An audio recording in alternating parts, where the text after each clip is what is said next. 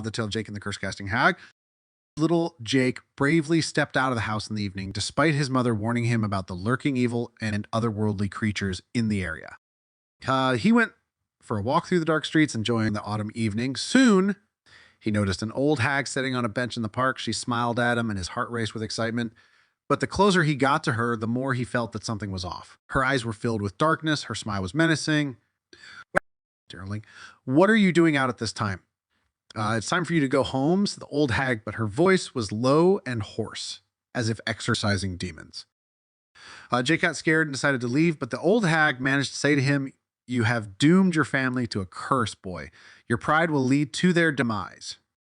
Jake ran home and didn't tell anyone about the encounter with the old hag, but his heart was filled with anxiety. Soon, strange things began to happen. At night, they heard strange sounds in the house, objects moved on their own, and his family inexplicably fell ill and weakened.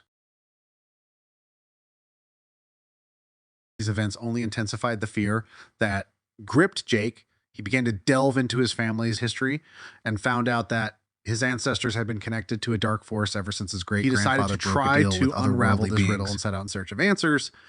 Soon he found an ancient scroll that described how to banish the dark force from his home. But to do this, he had to make a terrible choice, to make a sacrifice.